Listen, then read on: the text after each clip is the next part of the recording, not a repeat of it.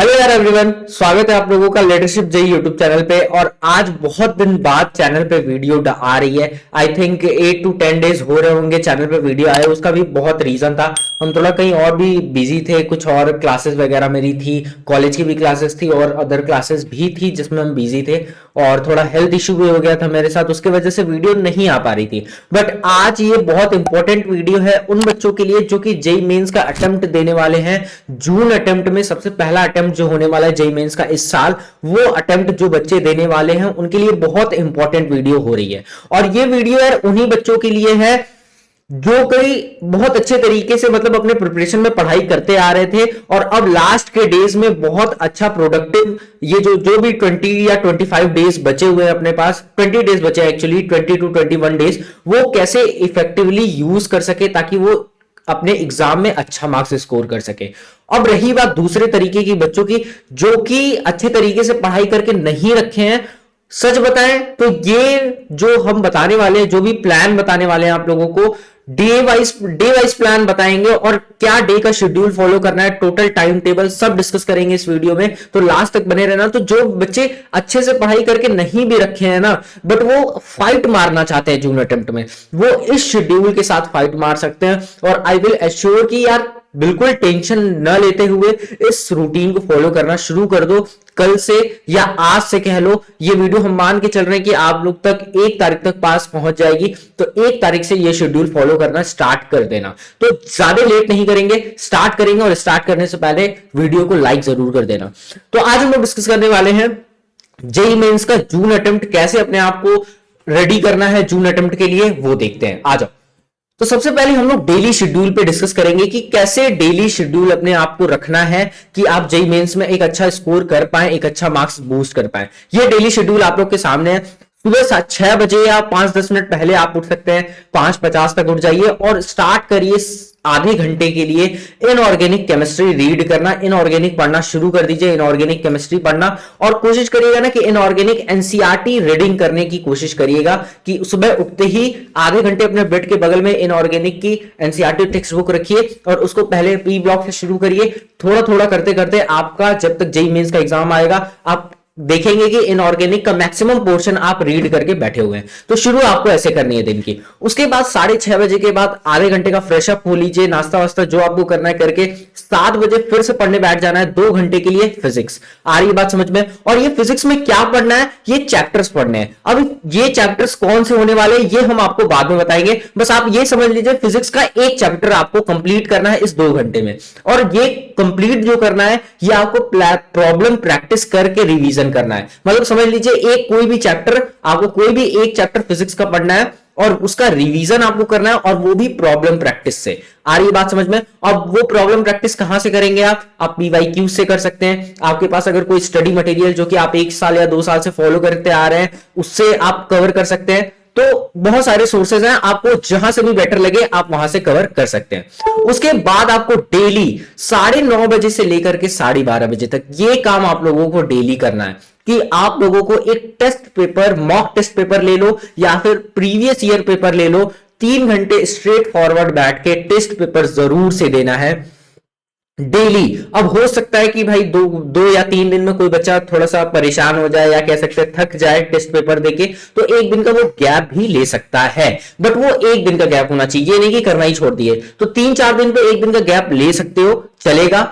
लेकिन आपको कोशिश करना है कि डेली टेस्ट पेपर फॉलो करना है, आपको मॉक टेस्ट डेली। और उसके बाद 12:30 बजे से लेकर के 2 बजे तक उस टेस्ट पेपर की अच्छे तरीके से एनालिसिस करनी है। आप ध्यान से देखो, 1.5 घंटे का टाइम है ये। और ये 1.5 घंटे का टाइम ये इसलिए नहीं दिए कि यार केवल आंसर देखो और आंसर देख के आगे बढ़ जाओ। ये 1.5 घंटे का टाइम इसलिए दिए ताकि प्रॉपर एनालिसिस हो पाए। और ये एनालिसिस आपको करनी कैसे, एक हल्का सा हिंट हम देना चाहते हैं कि एनालिसिस किस तरीके से करनी है। जैसे मान लो एक एग्जाम्पल लेते हैं, आरसी सर्किट का क्वेश्चन है और वो आपसे गलत हो गया जो कि क्वेश्चन पेपर में दिया हुआ था, ठीक है। अब वो क्वेश्चन अगर गलत हुआ है ना, तो अब क्या करो, अपने नोट्स उठाओ और आरसी सर्किट के थ्योरीज एक बार अच्छे तरीके से देखो और उसके बाद 1-2 क्वेश्चन जो अच्छे लेवल के क्वेश्चन है वो देखो। फिर जाके वो क्वेश्चन को देखो जो टेस्ट पेपर में तुमने गलती किया था। इसको कहते हैं एक प्रॉपर एनालिसिस। और ऐसा तो है नहीं कि सारा क्वेश्चन तुम लोग टेस्ट पेपर में गलत करोगे, अरे यार कुछ ही क्वेश्चन गलत करोगे, तो उन क्वेश्चंस की इस तरीके से एनालिसिस करनी है। तो जब आप एक टेस्ट पेपर देके एक एनालिसिस करोगे ना, तो आप एक तरीके से देखो तो पूरे होल सिलेबस का रिवीजन कर रहे हो। और ये काम आप लोग को डेली करना है, और डेली डेली आप लोग स्ट्रांग बनते जाओगे टेस्ट पेपर देते वक्त। अच्छा सर, आगे बढ़ते हैं सर। 3 बजे से लेके 5 बजे तक, फिर 1 घंटा फ्रेशअप हो लो, 2 से 3 थोड़ा सा एंजॉय कर लो हल्का सा। हम तो कहेंगे कि जितना जल्दी हो सके अपना दोपहर का खाना वाना खत्म करके नहा वहा के आधे घंटे नैप ले लो। अब ये नहीं कि सोते ही रह जाना पूरा शाम तक, आधे घंटे मतलब आंख बंद करना है, ताकि आंख का थोड़ा थकान कम हो जाए जो सुबह से कर रहे थे मेहनत। फिर 3 से 5 आपको फिर मैथ्स पढ़ना है, और मैथ्स में भी एक चैप्टर पढ़ना है, और उस चैप्टर का अच्छे तरीके से रिवीजन करना है, और वो रिवीजन आपको प्रॉब्लम प्रैक्टिस करके करना है। अब वो चैप्टर कौन सा पढ़ना है वो हम अभी आगे जस्ट बताने वाले हैं। अच्छा, फिर मैथ्स हो गया भैया। उसके बाद 5:30 बजे से 7:30 बजे तक 2 घंटे के स्लॉट में केमिस्ट्री पढ़ना, और उस केमिस्ट्री में भी एक चैप्टर उठाना है, और वो चैप्टर कोशिश करना स्टार्टिंग में फिजिकल का लेने का, और उसके बाद में फिर ऑर्गेनिक की प्रैक्टिसिंग करना। क्यों? क्योंकि अपने को फिर 7:30 से 8:30 ब्रेक है, उसके बाद फिर 8:30 बजे से लेकर 9:30 बजे तक ऑर्गेनिक केमिस्ट्री है। अब इसमें चाहो तो तुम रिएक्शंस को लर्न कर सकते हो, तो कोशिश करना कि 2 दिन रिएक्शन लर्न पे फोकस करना और 2 दिन प्रैक्टिसिंग पे फोकस करना। और ये प्रैक्टिसिंग जो होगा PYQ से ही कोशिश करना प्रैक्टिस करने का। वहां से एक्चुअली तुम्हें पता चल पाएगा कि यार क्वेश्चन किस जोन में पूछता है ऑर्गेनिक केमिस्ट्री के। तो आप ध्यान से देखो, तो ऑर्गेनिक केमिस्ट्री और इनऑर्गेनिक केमिस्ट्री ये तो आप डेली कर रहे हो। तो शुरू जब केमिस्ट्री का करोगे, एक चैप्टर उठाओगे वो इस वाले स्लॉट में, तो कोशिश करना कि फिजिकल केमिस्ट्री के चैप्टर उठाना। फिर धीरे धीरे 10 से 12 चैप्टर फिजिकल केमिस्ट्री के जब कंप्लीट हो जाएंगे, तो फिर ऑर्गेनिक केमिस्ट्री की इसी स्लॉट में प्रैक्टिसिंग करना, या फिर इनऑर्गेनिक केमिस्ट्री की इसी स्लॉट में प्रैक्टिसिंग करना किसी भी पर्टिकुलर चैप्टर की जो तुम्हें इंपॉर्टेंट लग रहा हो। अब ये चैप्टर कौन से उठाने हैं अभी जस्ट यही बताने वाले हैं। फिर उसके बाद 10 बजे से लेके 11 बजे तक आप लोग के पास शॉर्ट नोट्स आप लोग बना के रखे होंगे, उस शॉर्ट नोट्स को अच्छे तरीके से रिवाइज करना है। मान लो ये आज जो है फिजिक्स का शॉर्ट नोट्स रिवाइज किए, कल केमिस्ट्री का, फिर परसों मैथ्स का। इस तरह करते करते डेली 1 घंटे में शॉर्ट नोट्स रिवाइज करने का मतलब, फिजिक्स का अगर शॉर्ट नोट्स लेके बैठे हो तो कम से कम 10 से 12 चैप्टर अच्छे तरीके से, उनके फॉर्मुलेस अच्छे तरीके से, कॉन्सेप्ट्स रिकॉल करते हुए आपको शॉर्ट नोट्स पढ़ना है। ये नहीं कि बस शॉर्ट नोट्स ऐसे पढ़ना पलट रहे हो, नहीं। 1 घंटे में कम से कम 10 चैप्टर, और फटाफट फटाफट फटाफट जल्दी से फॉर्मूला देखना है। तो इस तरह से मान के चलो कि 3 दिन में total 30 chapter physics chemistry math के कवर करोगे। और अगर मान के चलो अगर 12 दिन की बात करो, तो आप पूरा चैप्टर केवल शॉर्ट नोट से रिवाइज करते चले जाओगे। तो आप पूरे अगर शेड्यूल में देखोगे ना, तो आप पूरा रिवीजन एक बेहतरीन तरीके से कर रहे हो, और डेली अगर इस चीज को करते चले गए तो आपका मार्क्स पक्के से बूस्ट होने वाला है एग्जाम में। तो ये आपका डेली शेड्यूल है, आपको इसी टाइम टेबल पे स्टिक आउट रहना है। ये बात समझ में आ गई।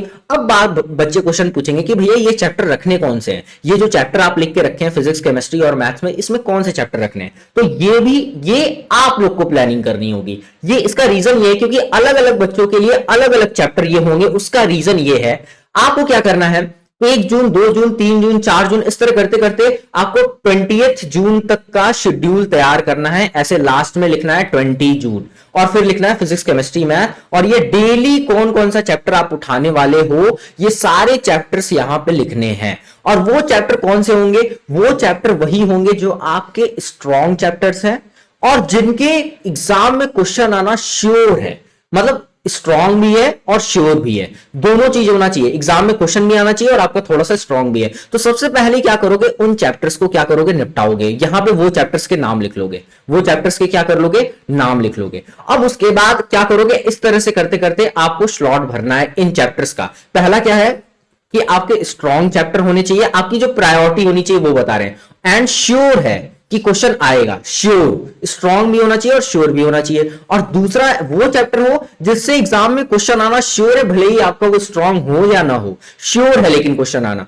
तो ये चैप्टर मतलब इस स्लॉट में ये सारे चैप्टर्स रखने हैं जिससे एग्जाम में क्वेश्चन आना श्योर है, और वो चैप्टर स्ट्रॉन्ग भी है आपके या वीक कह लो, लेकिन श्योर है यार कि एग्जाम में आना ही आना है, और आप उसमें पढ़ाई करके रखे हो। और इन टाइम में ऐसा काम मत करना जो कि नया काम हो। ये नहीं कि कोई चैप्टर नहीं पढ़े के रखे हो तो अब क्या कहिए, इन दिनों में वो चैप्टर उठाइए पढ़ने के लिए, ये काम नहीं करना है। आपको कोई भी नया काम नहीं शुरू करना है, आपको वही पुराने स्टडी मटेरियल्स फॉलो करने हैं, PYQ सॉल्व करना है, और अपने पुराने पढ़े हुए चैप्टर्स को, स्ट्रॉन्ग चैप्टर्स को और अच्छे तरीके से रिकॉल करना है, रिवीजन करना है और उन चैप्टर्स पे फोकस करना है जिससे एग्जाम में क्वेश्चन आना श्योर है। ये तो दूसरी बात हो गई। और लास्ट के डेज में कोशिश करना, लास्ट के डेज में वो चैप्टर्स रखने की जिसमें थोड़ी लर्निंग वाले काम ज्यादा हो। जैसे एग्जांपल लेते हैं, लास्ट के डेज में केमिस्ट्री में बायोमोलिक्यूल्स रखना, पॉलीमर्स रखना, सरफेस केमिस्ट्री रखना। क्यों? क्योंकि इसमें थोड़ी लर्निंग वर्क ज्यादा है। जैसे फिजिक्स में एग्जांपल दे तो फिजिक्स में जो वर्नियर कैलिपर वाला जो प्रैक्टिकल फिजिक्स है वो वाला पोर्शन रखना, सेमीकंडक्टर्स रखना, और उसके बाद एक चैप्टर है इलेक्ट्रोमैग्नेटिक वेव्स, ईएम वेव्स, वो चैप्टर रखना जिसमें लर्निंग वर्क ज्यादा है। ठीक है, तो कोशिश करना कि लास्ट डेज में जिसमें लर्निंग वर्क ज्यादा है वो चैप्टर्स लास्ट डेज में रखने की कोशिश करना, मतलब 15 to 20 जून में। और स्टार्टिंग में अपने स्ट्रॉन्ग और श्योर, जिससे क्वेश्चन आना स्ट्रॉन्ग श्योर है एग्जाम में, वो चैप्टर्स रखने हैं। और ये अलग अलग बच्चों के लिए अलग अलग होगा। तो ये शेड्यूल आपको फॉलो करना है और प्रैक्टिसिंग ज्यादा इधर उधर नहीं करना है। प्रैक्टिसिंग पीवाईक्यूज पकड़ लो और अपने पुराने स्टडी मटेरियल्स पकड़ लो, जिससे तुम एक्सरसाइज 1 और एक्सरसाइज 2, अगर कोटा की शीट है, लेकिन जनरली कोचिंग इंस्टीट्यूट में एक्सरसाइज 1 और एक्सरसाइज 2 में थोड़े जेईई मेंस के लेवल के क्वेश्चंस होते हैं, तो उनको प्रैक्टिस करने की कोशिश करो। और कोशिश करना कि न्यूमेरिकल बेस्ड प्रॉब्लम की प्रैक्टिसिंग करने की कोशिश करना, क्योंकि एग्जाम में न्यूमेरिकल बेस्ड प्रॉब्लम भी आते हैं, तो उनकी भी प्रैक्टिसिंग करना जरूरी है। ठीक है, तो ये आई होप कि आपको ये शेड्यूल अच्छा लगा हो और क्या क्या चैप्टर कैसे कैसे कंप्लीट करने हैं आपको। अगर ये काम 20 जून तक कर रहे हो तुम लोग, तो हम गारंटी दे सकते हैं यार कि एग्जाम में एक बेहतरीन नंबर पाओगे तुम लोग। जो भी आप लोग प्रिपरेशन किए हो वो एक इफेक्टिव तरीके से निकल के आएगी, क्योंकि लास्ट डेज में अगर उस तरीके से प्रिपरेशन ना करो ना कि इफेक्टिविटी आपकी निकल के आ पाए, क्योंकि लास्ट डेज में आपको अपना इफेक्टिवनेस निकाल के दिखाना एग्जाम में, तो ये शेड्यूल आपको वो इफेक्टिवनेस निकाल करके देगा आपके अंदर से। तो आई होप कि आपको ये चीज पसंद आई हो, आपको ये वीडियो पसंद आया हो, और हम उम्मीद करते हैं कि ये शेड्यूल आप लोग फॉलो करेंगे। तब तक के लिए मिलते हैं अगले वीडियो में। जरूर से फॉलो करना और अपने दोस्तों से शेयर जरूर करना जो भी जेईई मेंस का एग्जाम देने वाले हैं। और अब थोड़ी रैंडम वीडियो आती रहेगी चैनल पे, क्योंकि आप लोग को पता है कि स्टार्टिंग से ही हम बिल्कुल कंसिस्टेंट है चैनल पे, बट थोड़े थोड़े इशू आते रहते हैं बीच बीच में, उसकी वजह से थोड़ा ब्रेक हो गया था और वो जरूरी भी था एक तरीके से कह सकते हैं। तो मिलते हैं अगले वीडियो में, वीडियोस आती रहेंगी। चैनल को लाइक करना, चैनल को सब्सक्राइब करना और वीडियो को लाइक करना और अपने दोस्तों के साथ शेयर करो, हमें सपोर्ट दिखाओ प्लीज, बहुत जरूरी है ये। मिलते हैं अगले वीडियो में, बाय।